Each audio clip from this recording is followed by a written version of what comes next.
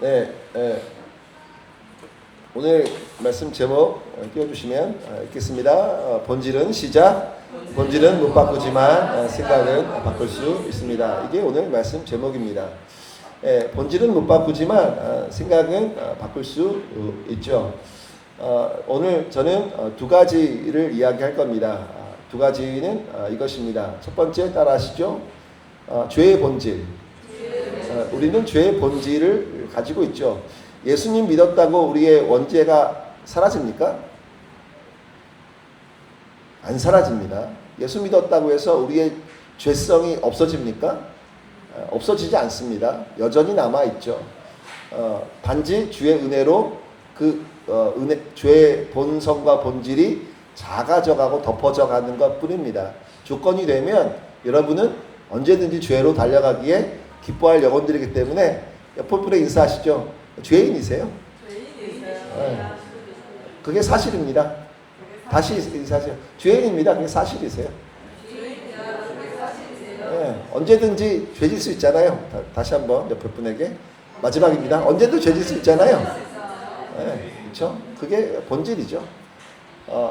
다른 사람들에게 누군가에게 조금 나은 사람처럼 보일 뿐이지, 여러분 거울 보시면 여전히 죄인이지 라고 하는 생각을 벗어날 수가 없습니다.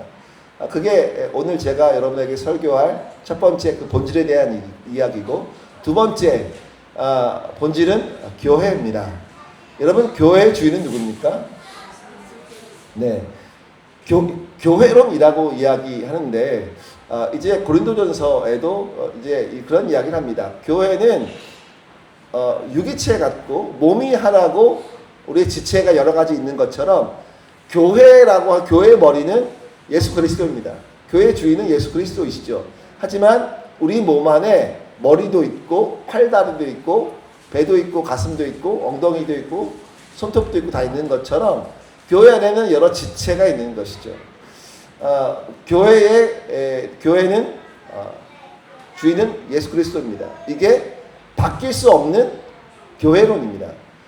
그런데 우리는 이 변하지 않는 이 두 본질, 우리는 죄인이라고 하는 것, 그리고 두 번째 교회의 주인은 예수 그리스도라고 하는 것, 이 두 가지를 가지고 이 본질은 못 바꿉니다. 이건 안 바뀝니다. 하지만 뒤에 뭐라고요? 생각은 바꿀 수 있습니다. 여러분 오늘 본문의 말씀을 좀 설명드려야 하겠는데요. 오늘 본문의 말씀 읽어보면 이렇게 시작합니다. 형제들아, 내가 우리 주 예수 그리스도의 이름으로 너희를 권하노니 모두가 같은 말을 하고 너희 가운데 분쟁이 없이 같은 마음과 같은 뜻으로 온전히 합하라. 여러분, 바울은 고린도 교회에게 이렇게 이야기합니다. 너희가 같은 말 같은 생각을 하고 합쳐야 돼.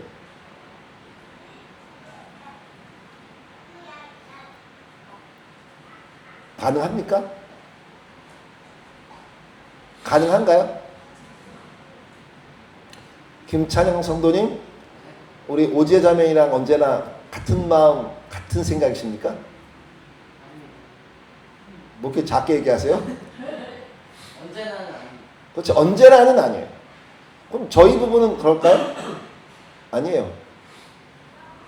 우리 정집사님도 마찬가지일 거예요. 정집사님이 현미진 집사를 아무리 사랑해도 언제나 같은 생각, 같은 마음은 아닐 거예요.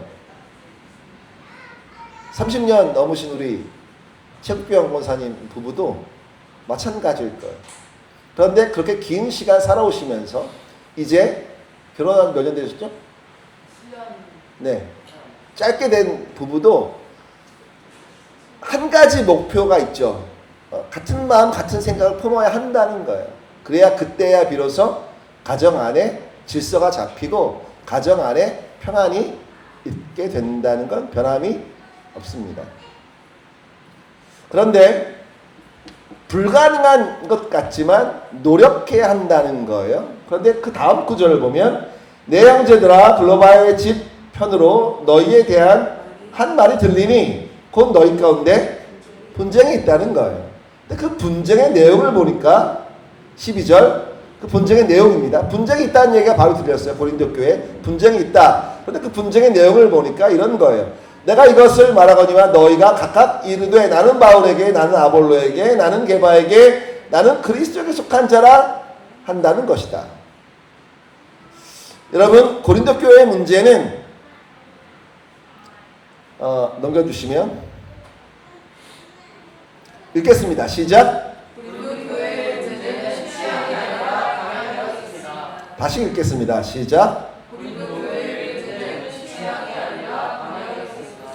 여러분 고린도 교회의 문제는 지금 취향이 아니라 우리 오지혜 자매랑 우리 김채양 성도님 취향이 같나요? 그건 달라요. 여러분 부부는 취향이 완전 같을 수 없습니다. 어떻게 같아요? 그건 불가능한 얘기예요.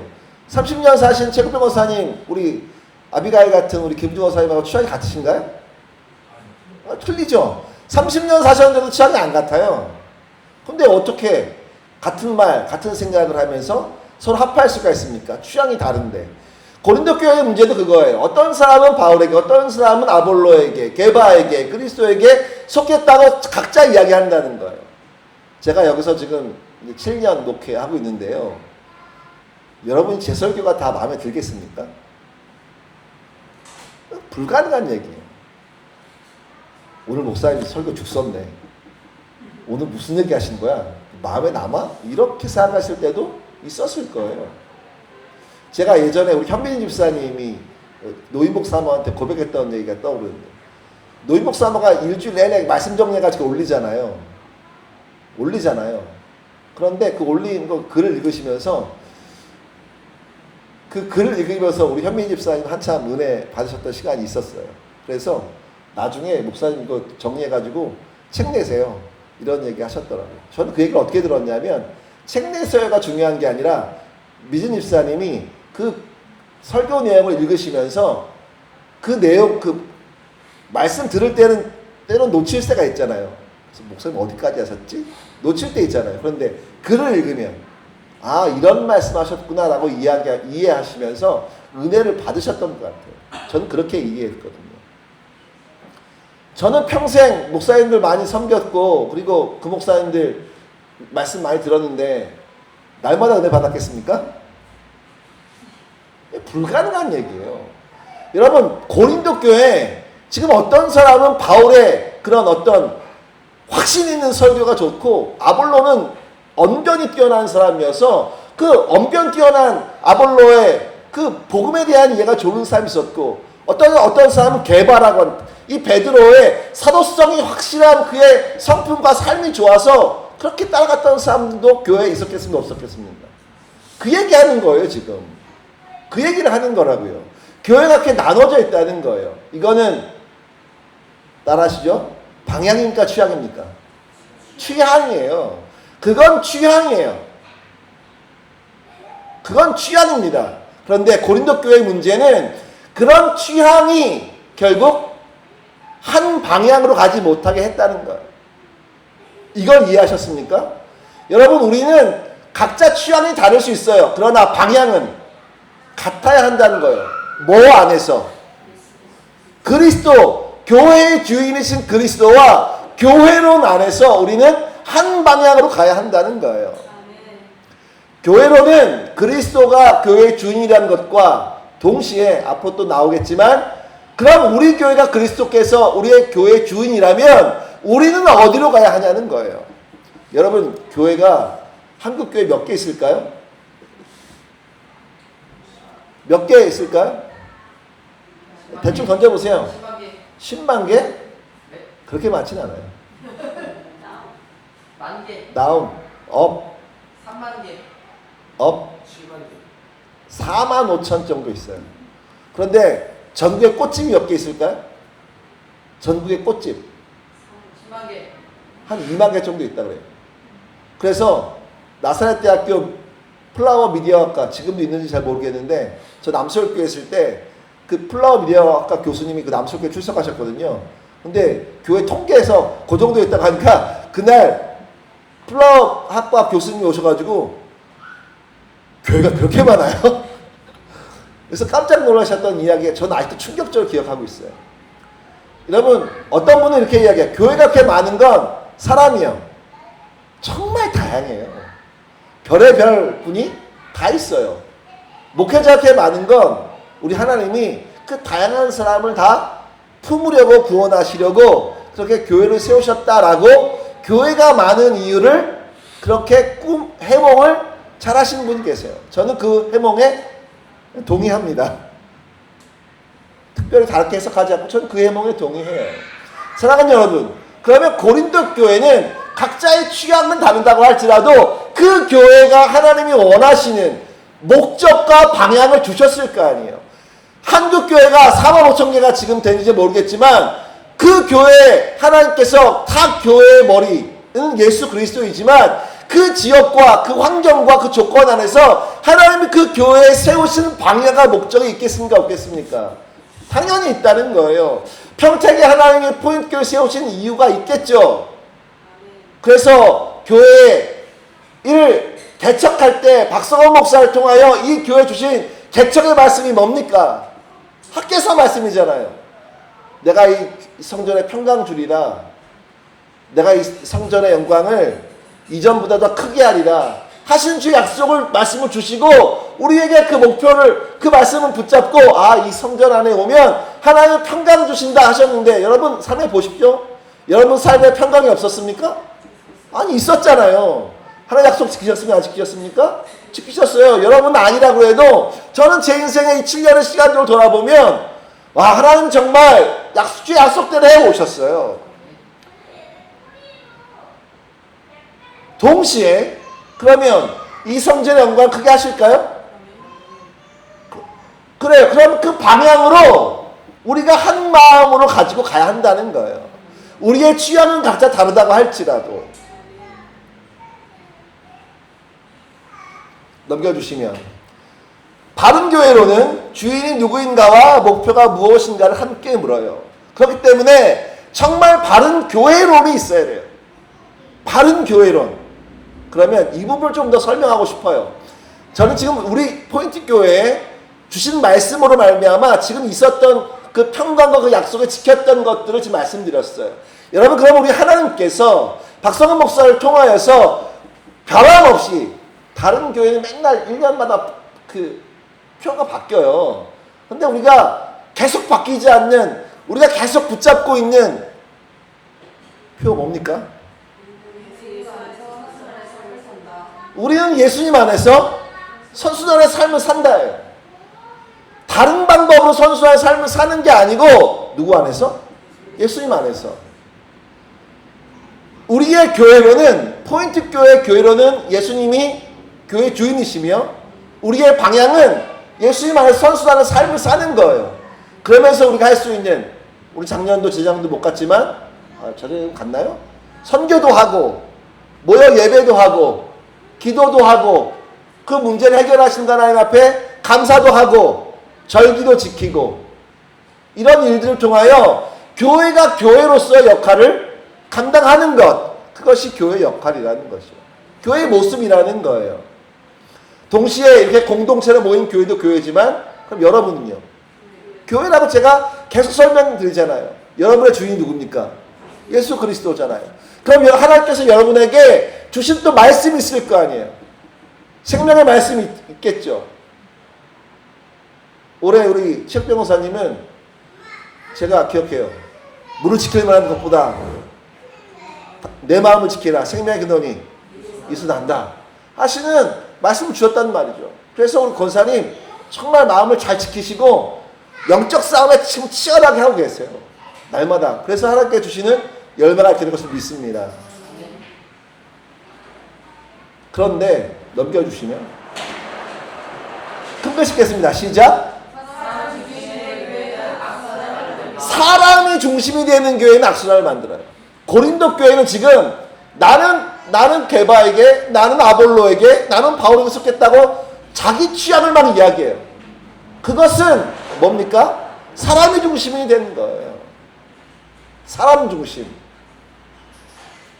여러분 사람 중심이어야 됩니까? 아니요. 그럼 악순환이 나요. 그럼 악순환이 만들어져요. 개인의 취향이 우선이 되고 방향에 그 충돌이 생기면 공동의 목적이 상실해요. 그렇고 나면 구조적 영적 침체를 가져온다는 거예요. 제가 아까 부부 말씀드렸잖아요. 한 가정도 똑같아요. 공동의 목표가 있어야 돼요.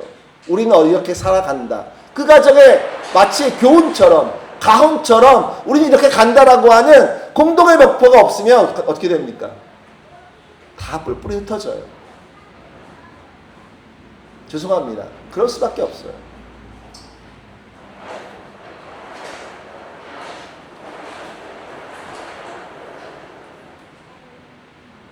이 말씀 앞에 저도 제 가정을 돌아봐야겠죠. 저도 제 가정 돌아봐야 돼요. 그런데 무언가를 돌아볼 때 제가 몇 주 전에 말씀드렸지만 우리 돌아볼 때 잘한 게 기억 남습니까? 잘못한 게 기억 남습니까? 후회가 먼저 떠오르고 잘못한 게 떠올라요. 그러면 후회가 먼저 떠오르면 어떻게 돼요?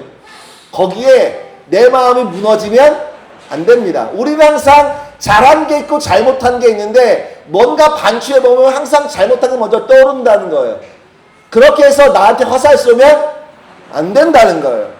가장 중요한 건 명확하게 잘한 건 무엇인지, 그럼 잘못한 건 무엇인지 명확하게 보고 잘못한 걸 어떻게 해요? 바꿔가면 돼요. 그걸 고치겠다고 바꿔가겠다고 스스로 결정하면 된다는 거예요. 그런데 안타깝게도 무언가를 바꿔갈 때 누군가의 지적보다 스스로 내가 이걸 바꿔가야 한다고 깨닫지 못하면 바뀝니까? 안 바뀝니까? 잘 안 바뀝니다. 정말 안타깝게도 잘 안 바뀌어요. 내가 그리스도 앞에, 하나님 앞에 눈물 흘리며 철저하게 회개했다고 하더라도 교회 밖에 나가서 내가 이것들을 바꾸겠다고 스스로 이성적으로 생각하고 그것들을 옮기지 않으면 죄송합니다. 잘 안 바뀌어요. 왜요? 아까 본질은 못 바꾼다고 했잖아요. 어떤 본질이신데요? 죄의 본질이 있기 때문에. 우리를 강하게 붙잡고 있는 죄 속에 그 본질이 있기 때문에 그 죄의 본질과 치열하게 싸움하지 않으면, 내 자아와 치열하게 싸움하지 않으면 안 바뀌어요. 안 바뀝니다. 넘어졌어도 실패했어도 다시 해보겠다고 치열하게 내 자아와 싸워야 하는 거예요. 그때 우리 주님께서 거룩한 주의 말씀으로 싸울 수 있도록 힘을 공급하시는 것이고, 그때 비로소 주의 말씀이 보여지고 깨닫게 되는 것이고, 그러면서 지경이 넓어져 가는 것이에요. 그 과정 안에 있기 위하여서 양육도 받는 거예요. 깨달아야 하니까. 은혜를 공급받아야 내가 내 죄성을 이겨가기 시작하기 때문에 그러는 거예요. 넘겨주시면, 그러나 그리스도 중심의 교회는 선순환을 만듭니다.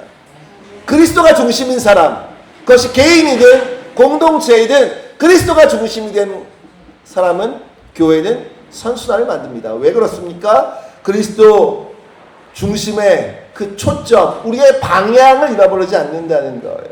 취향을 넘어선 방향의 일치는 공동의 목표를 세우게 되어지고 영적 부흥과 공동체의 성장을 가져온다는 거예요. 다음 PPT. 그리스도를 시작 읽겠습니다. 시작. 그리스도를 바라봐야 나도 살고 교회도 산다. 그리스도를 바라봐야 나도 살고 교회도 살아요. 그리스도를 바라보지 않으면 내가 먼저 죽고요. 히브리서 말씀처럼 내 안에 쓴뿌리가 자라나면 결국 내가 괴롭고 내 괴로운 마음 때문에 다른 사람도 더럽게 만들어요. 그리스도를 계속 보지 않으면 결국 내 감정에 취하고 내 상황에 취하고 내 조건에 나를 왜 몰라주냐고 불평을 얽망하면서 내가 죽고 내가 힘들어지고 그 힘듦 때문에 또 다른 누군가를 더럽게 만들 수밖에 없다는 거예요. 저희가 이제 조만간 구역을 만들려고 해요. 이제 어린아이, 우리 영적 아이들이 많이 커가지고 구역을 만들려고 합니다. 미리 말씀드립니다. 구역은 그리스도의 은혜를 나누기 위한 모임이에요. 중간중간에 교회에서 이제 예배 아닌 시간에 성도들끼리 모여서 삶을 나누고 그리고 그리스도 안에서 서로 격려하고 그리고 돕고 그래서 한 방향으로 함께 가자고 날마다 격려하는 시간이 바로 구역, 목장, 셀이라고 이름하는 모임의 가장 중요한 의미이죠. 다음 PPT 넘겨주시면 읽겠습니다. 시작. 바른 생각은 우리를 칭찬받는 청지기로 이끕니다. 사랑하는 여러분, 오늘 무슨 날입니까? 네, 오늘 맥주 감사. 원래 지난주였거든요. 근데 여러분, 보리는 언제 납니까? 보리 언제 걷어요? 요즘엔 아무 때나 나죠. 보리 언제 나와요? 그렇죠. 사랑하는 여러분, 원래 기본 맥주 감사주일은 이제 그 이스라엘이 가나안 땅에 들어갔을 때 그 전에 뭐 먹었어요? 만나 먹었어요. 가나안 땅에 들어가서 첫 수출을 얻고 난 이후에 하나님 앞에 보리를 얻고 예배했던 시절이죠. 그 맥주절의 가장 중요한 의미는 뭡니까? 의미. 맥주 감사주일의 의미. 추수감사주일과 크게 다르지 않죠. 하나님께서 나에게 소출을 주셨다는 거예요. 소득을 주셨다는 거예요. 그 하나님께부터 왔다는 믿음의 고백이 맥주감사주일의 의미예요. 다시 읽겠습니다. 시작. 바른 생각은 우리를 칭찬받는 청지기로 이끕니다. 본질, 죄인의 본질, 교회론을 바른 생각을 하면 그리고 하나님 말씀 안에서 우리가 어떻게 살아가야 하는지 뭘 꼭 지켜야 하는지를 아는 그 바른 생각이 우리로 하여금 하나님의 거룩한 청지기로서의 삶을 살게 만든다는 거예요.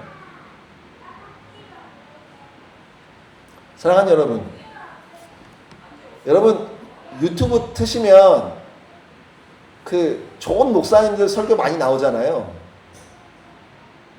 나옵니까? 안 나옵니까? 나옵니다. 나오잖아요.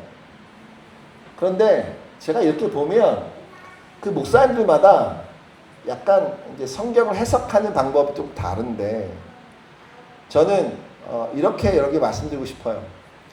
꼭 해야 할 게 있고 해도 되고 안 해도 되는 게 있어요. 꼭 해야 되는 건 뭘까요? 하나님 앞에 꼭 해야 되는 거. 네, 주일 성수 꼭 해야죠. 왜요? 그게 우리의 신앙의 가장 베이스이기 때문이에요. 우리가 주일날 왜 예배드립니까? 우린 부활을 믿기 때문에 지금 오늘 이날 예배 드리는 거예요. 안 그러면 여러분 제7일 안식일 교회 가시면 돼요. 왜? 거기 토요일 예배 드리거든요. 우리는 예수 그리스도의 부활이 나의 부활인 것을 믿는 믿음이 있기 때문에 오늘 예배 드리는 거예요. 그럼 오늘은 바꿔 얘기하면 오늘이 부활절인 거예요. 오늘 부활주일인 거예요. 물론 매년 4월이 부활절이긴 하지만 실제 예수님 부활하신 그날이긴 하지만 그날 기념하는 딱 하고 있긴 하지만 실은 매 주일은 우리에겐 부활절인 것이죠. 두 번째, 사랑하는 여러분, 여러분들이 헌금해 주셔서 교회 월세도 내고 그리고 여러 가지 점심도 먹고 이렇게 교회를 운영하고 있습니다. 그런데 많은 목사님들의 성경 해석 중에 이런 분이 있어요. 십자가에서 우리 예수님이 율법을 폐하셨기 때문에 11조는 더 이상 필요 없다고 이야기하신 분들이 계세요. 성경에 예수님이 11조 했다는 적이 있습니까? 없습니까? 성경에 예수님이 11조 하셨다는 얘기 있어요? 없어요? 없어요. 예수님이 11조 하셨다는 이야기는 복음서에는 없습니다. 그러면 초대교회는 있었을까요? 없었을까요? 초대교회도 11조 했다는 이야기는 그냥 구제 헌금을 했다는 이야기는 있지만 11조에 대한 이야기는 없어요. 그런데 여러분 보십시오. 우리 예수님이 뭐라고 말씀하셨습니까? 나는 율법을 폐하러 온 것이 아니라 율법을 완성하러 오셨다. 성전세 문제를 이야기할 때도 예수님이 뭐라고 하셨냐면, 야, 너희 선생님은 성전세 내시냐? 성전의 주인이 누군데요? 예. 그래서 예수님이 이렇게 말씀하세요. 야, 내가 성전의 주인인데 내가 아들이고 하나님께서 그 성전에 계시지만 아들은 아버지 집에 가는데 성전세를 낼 필요가 없잖아요. 근데 베드로가, 그 제자가 뭐라고 했어요? 우리 주님도 내신다 하셨단 말이에요. 그래서 고기 잡으러 가시고 거기서 그 고기 안에 돈이 들어있는데, 잡은 고기 안에 거기서 너와 나를 위해서 성전세를 내라고 하셨어요. 이 얘기가 우리에게 뭘 이야기해 주냐면, 우리 주님은 모든 율법의 말씀을 지키셨다는 거예요. 더불어 우리 예수님께서 나는 율법을 폐하러 오지 않았다고 하셨어요. 율법을 완성하러 오셨다는 거죠. 구약의 믿음의 사람들이 가장 먼저 한 헌금이 뭡니까? 11조예요. 제가 여러분들 11조 설교를 합니까? 안 합니까? 안 해요. 왜 안 할까요?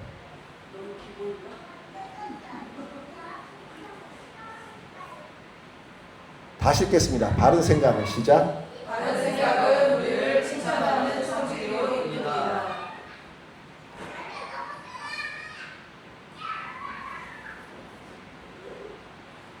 바른 생각은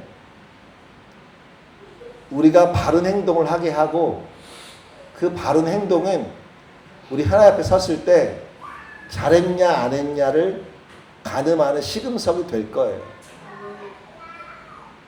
사랑하는 여러분, 만약에 예수님이 율법을 안 지키셨다면 여러분에게 나중에 교회 잘 섬겼냐고 할 때 뭐 얘기하실 것 같으세요? 헌금 얘기하실 것 같으세요? 전 그렇다고 생각하지는 않아요. 그러나 교회를 섬기는 하나의 부분이 된 건 분명히 맞다는 것이죠. 한 가지 예를 더 들고자 합니다. 사랑하는 여러분, 우리는 예수님 안에서 선순환의 삶을 산다고 우리가 한 마음으로 품어지길 주의 축복합니다. 예수님 안에서 선순환의 삶을 산다는 건 뭡니까? 그분의 발자취를 따라간다는 거예요. 그분의 말씀이 우리의 삶의 기준이고, 그분의 말씀이 우리의 삶의 힘이고 능력이고, 그렇기 때문에 그분의 부활이 우리의 부활이 된다는 것이에요. 넘겨주세요. 읽겠습니다.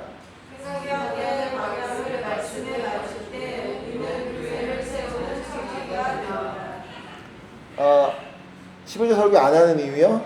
그게 기본이기 때문에요? 아니요.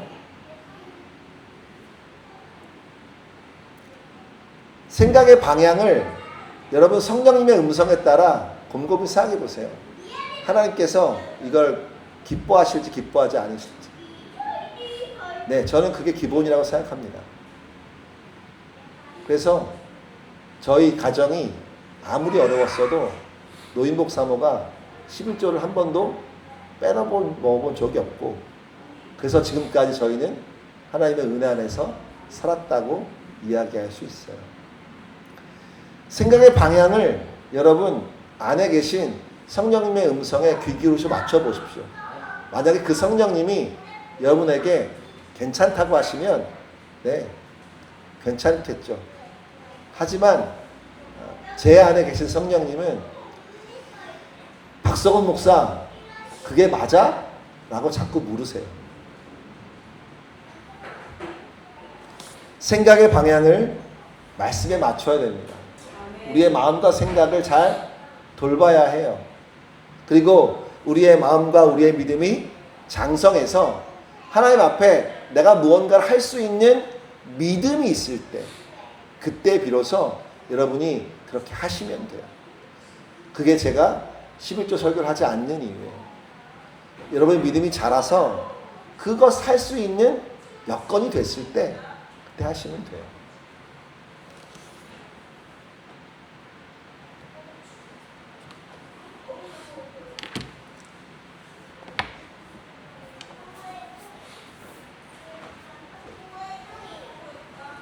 맨 마지막 제목 다시 한번 띄워주십시오.